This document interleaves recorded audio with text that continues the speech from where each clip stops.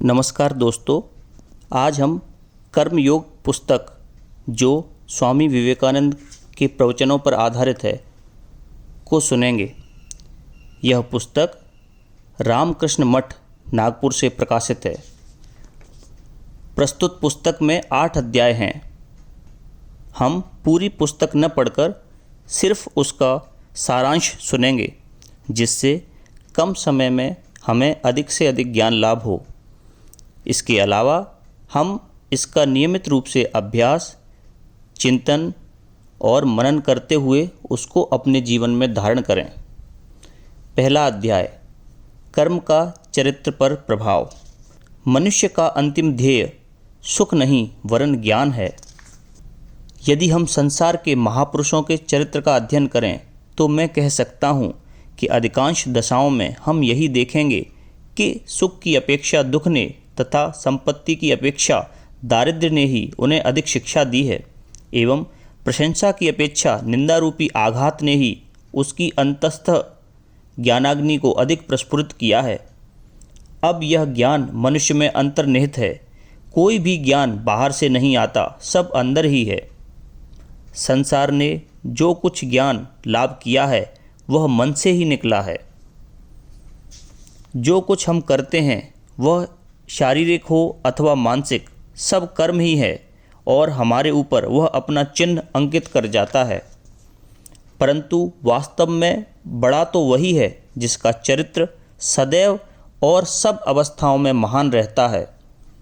संसार में प्रबल इच्छा शक्ति संपन्न जितने महापुरुष हुए हैं वे सभी धुरंधर कर्मी थे। उनकी इच्छा शक्ति ऐसी जबरदस्त थी कि वे संसार को भी उलट पुलट कर सकते थे, और यह शक्ति उन्हें युग युगांतर तक निरंतर कर्म करते रहने से प्राप्त हुई थी। बुद्ध एवं ईसा मसीह में जैसी प्रबल इच्छा शक्ति थी वह एक जन्म में प्राप्त नहीं की जा सकती। हम अपने भौतिक सुखों के लिए भिन्न भिन्न चीज़ों को भले ही इकट्ठा करते जाएं, परंतु वास्तव में जिसका उपार्जन हम अपने कर्मों द्वारा करते हैं वही हमारा होता है। अपनी वर्तमान अवस्था के जिम्मेदार हम ही हैं, और जो कुछ हम होना चाहें उसकी शक्ति भी हम ही में है। गीता का कथन है, कर्मयोग का अर्थ है कुशलता से अर्थात वैज्ञानिक प्रणाली से कर्म करना। प्रत्येक देश में कुछ ऐसे नर रत्न होते हैं जो केवल कर्म के लिए ही कर्म करते हैं। वे नाम, यश अथवा स्वर्ग की भी परवाह नहीं करते। सच पूछा जाए तो निस्वार्थता अधिक फलदायी होती है, पर लोगों में इसका अभ्यास करने का धीरज नहीं रहता। व्यावहारिक दृष्टि से भी यह अधिक लाभदायक है। यदि कोई मनुष्य 5 दिन, उतना क्यों 5 मिनट भी बिना भविष्य का चिंतन किए, बिना स्वर्ग, नरक या अन्य किसी के संबंध में सोचे निस्वार्थता से काम कर सके तो वह एक महापुरुष बन सकता है। यह शक्ति की महत्तम अभिव्यक्ति है। इसके लिए प्रबल संयम की आवश्यकता है।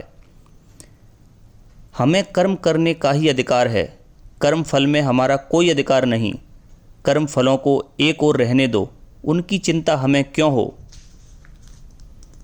आदर्श पुरुष तो वे हैं जो परम शांत एवं निस्तब्धता के बीच भी तीव्र कर्म का तथा प्रबल कर्मशीलता के बीच भी मरुस्थल की शांति एवं निस्तब्धता का अनुभव करते हैं।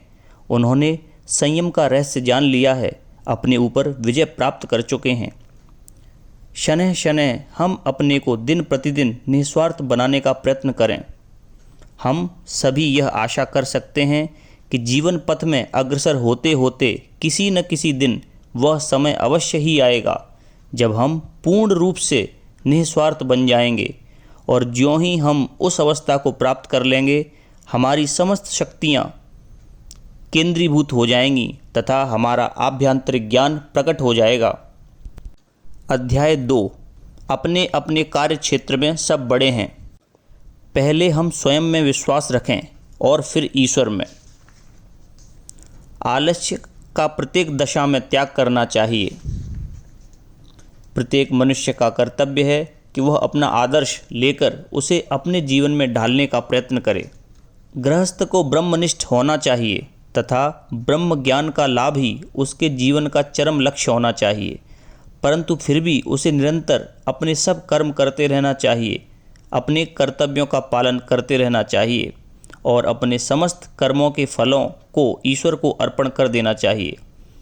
कर्म करके कर्म फल की आकांक्षा न करना, किसी मनुष्य की सहायता करके उससे किसी प्रकार की कृतज्ञता की आशा न करना, कोई सत्कर्म करके भी इस बात की ओर नज़र तक न देना कि वह हमें यश और कीर्ति देगा अथवा नहीं, इस संसार में सबसे कठिन बात है।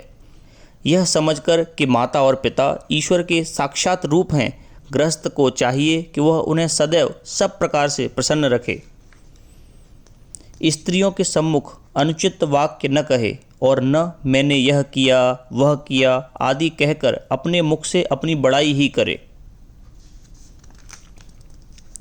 ऐरे गैरे जिस किसी भी व्यक्ति के साथ मित्रता न करे। धर्मज्ञ ग्रही व्यक्ति को चाहिए कि वह अपना यश, पौरुष, दूसरों की बताई हुई गुप्त बात तथा दूसरों के प्रति उसने जो कुछ उपकार किया है, इन सब का वर्णन सर्वसाधारण के सम्मुख न करे। धीर गृहस्थ को सत्य, मृदु, प्रिय तथा हितकर वचन बोलने चाहिए। वह अपने उत्कर्ष की चर्चा न करे और दूसरों की निंदा करना छोड़ दे। सर्वदा क्रियाशील रहना कर्मयोग का एक अंग है, यही गृहस्थ का कर्तव्य है।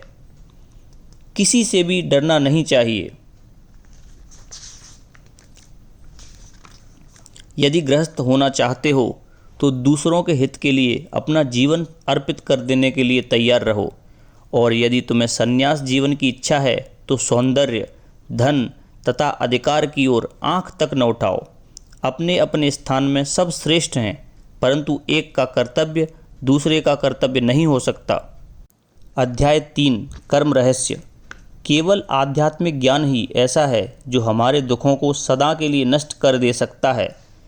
जो सहायता हमें आध्यात्मिक बल देती है वह सर्वश्रेष्ठ है। उसके नीचे है बौद्धिक अथवा मानसिक सहायता। परंतु सत और असत दोनों ही आत्मा के लिए बंधन स्वरूप हैं।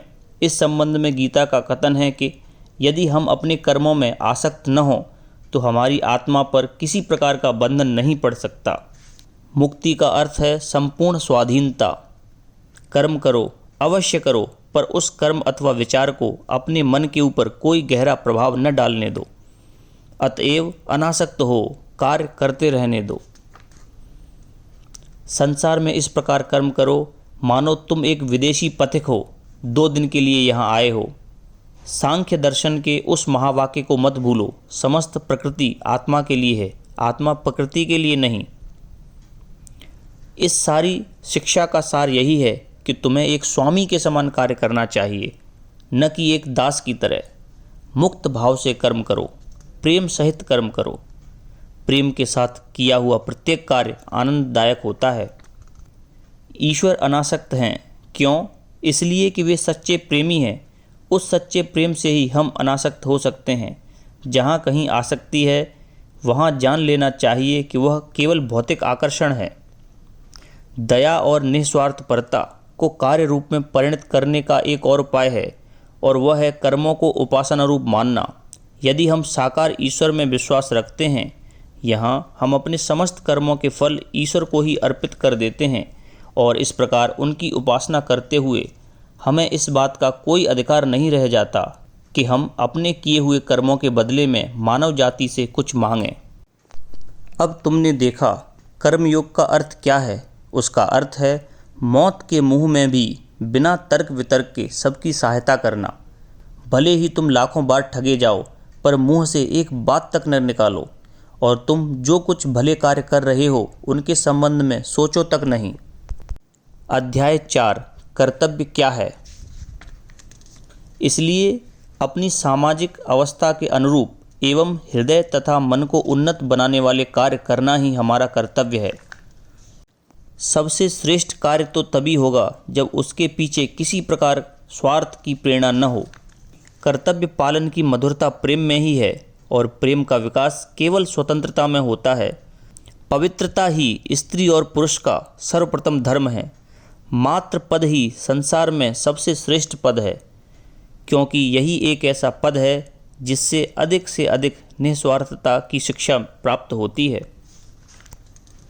हमारी उन्नति का एकमात्र उपाय यह है कि हम पहले वह कर्तव्य करें जो हमारे हाथ में है, और इस प्रकार धीरे धीरे शक्ति संचय करते हुए क्रमशः हम सर्वोच्च अवस्था को प्राप्त कर सकते हैं। जब तुम कोई कर्म करो तब अन्य किसी बात का विचार ही मत करो, उसे एक उपासना के, बड़ी से बड़ी उपासना के बतौर करो और उस समय तक के लिए उसमें अपना सारा तन मन लगा दो। अनासक्त पुरुष को सब कर्तव्य एक समान है। अध्याय 5 परोपकार में हमारा ही उपकार है। अनासक्ति से किए हुए कार्य से कभी भी दुख अथवा अशांति नहीं आएगी। अध्याय 6 अनासक्ति ही पूर्ण आत्मत्याग है। वास्तविक सुख तो स्वार्थपरता को नष्ट कर देने में है। सर्वोच्च आदर्श है चिरकाल के लिए संपूर्ण रूप से आत्मत्याग, जिसमें किसी प्रकार का मैं नहीं, केवल तू ही तू है। हमारे जाने या बिना जाने कर्मयोग हमें इसी लक्ष्य की ओर ले जाता है। निवृत्ति ही सारी नीति एवं सारे धर्म की नींव है और इसकी पूर्णता ही संपूर्ण आत्मत्याग है। अनासक्ति अपने जीवन के समस्त कार्य करते हुए भी किसी में आसक्त न होना। यह जान लो कि संसार में होते हुए भी तुम संसार से नितांत पृथक हो और जहाँ जो कुछ भी तुम कर रहे हो वह अपने लिए नहीं है। यदि किसी में यह बोध रहे कि मैं इसे अपने लिए बिल्कुल नहीं कर रहा हूँ, तो फिर वह चाहे समस्त संसार की ही क्यों न हत्या कर डाले अथवा स्वयं ही क्यों न हत हो जाए, पर वास्तव में वह न तो हत्या करता है और न हत ही होता है। पहले अहम भाव को नष्ट कर डालो और फिर समस्त संसार को आत्मस्वरूप में देखो। हम एक साक्षी के समान रहें और अपना काम करते चलें। मेरे गुरुदेव कहा करते थे, अपने बच्चों के प्रति वही भावना रखो जो एक दाई की होती है। जब तुम में अनासक्ति का भाव आ जाएगा तब फिर तुम्हारे लिए न तो कुछ अच्छा रह जाएगा न बुरा। संसार की कोई भी वस्तु तुम्हारे ऊपर तब तक अपना प्रभाव नहीं डाल सकती जब तक कि तुम स्वयं ही उसे अपना प्रभाव डालने दो। अतएव हमने देखा कि जिस मनुष्य ने अपने स्वयं के ऊपर अधिकार प्राप्त कर लिया है, उसके ऊपर संसार की कोई भी चीज़ अपना प्रभाव नहीं डाल सकती। उसके लिए किसी प्रकार का बंधन शेष नहीं रह जाता। उसका मन स्वतंत्र हो जाता है। पहले श्रवण करो, फिर मनन करो और फिर उसे अमल में लाओ। अध्याय 7 मुक्ति। यदि हम मन एवं इंद्रिय गोचर इस छोटे से जगत से अपनी आसक्ति हटा लें तो उसी क्षण हम मुक्त हो जाएंगे। बंधन से मुक्त होने का एकमात्र उपाय है सारे नियमों के बाहर चले जाना, कार्य कारण श्रृंखला के बाहर हो जाना। अनासक्ति के प्रथमोक्त मार्ग का साधन है विचार और दूसरे का कर्म। प्रथम मार्ग ज्ञान योगी का है, वह सभी कर्मों का त्याग करता है। दूसरा कर्मयोगी का है, उसे निरंतर कर्म करते रहना पड़ता है। क्लेश आसक्ति से ही उत्पन्न होते हैं, कर्म से नहीं। समस्त कर्म फलों को ईश्वर को अर्पित करके कर्म करते जाते हैं, इसलिए कर्म फल में कभी आसक्त नहीं होते। अनासक्ति ही समस्त योग साधना की नींव है। परंतु अनासक्त होकर एक स्वतंत्र व्यक्ति की तरह कार्य करना तथा समस्त कर्म भगवान को समर्पण कर देना ही असल में हमारा एकमात्र कर्तव्य है। सब कुछ ईश्वर को ही अर्पण कर दो। जो कुछ तुम करो उसके लिए किसी प्रकार की प्रशंसा अथवा पुरस्कार की आशा मत रखो। सर्वश्रेष्ठ महापुरुषगण चुपचाप सत्य एवं उदात्त भावों का संग्रह करते हैं।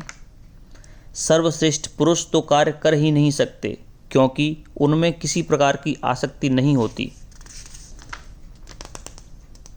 अध्याय 8 कर्मयोग का आदर्श। संपूर्ण स्वार्थ त्याग ही चरम लक्ष्य है। अतएव कर्मयोग निस्वार्थपरता और सत्कर्म द्वारा मुक्ति लाभ करने की एक विशिष्ट प्रणाली है। एक चिराग सतत जलता जा रहा है और यही तो उसका जीवन है। यदि तुम्हें जीवन की अभिलाषा हो तो उसके लिए तुम्हें प्रतिक्षण मरना होगा। जीवन और मृत्यु एक ही चीज़ के विभिन्न पहलू हैं। केवल वही व्यक्ति सबकी अपेक्षा उत्तम रूप से कार्य करता है जो पूर्णतया निस्वार्थ है। मित्रों, इस प्रकार कर्मयोग पुस्तक का सारांश हमने पूरा किया। मुझे उम्मीद है आप इस पुस्तक का चिंतन और मनन करेंगे, इसे अपने जीवन में उतारेंगे और इससे लाभ लेंगे। योगः कर्म सुकौशलम।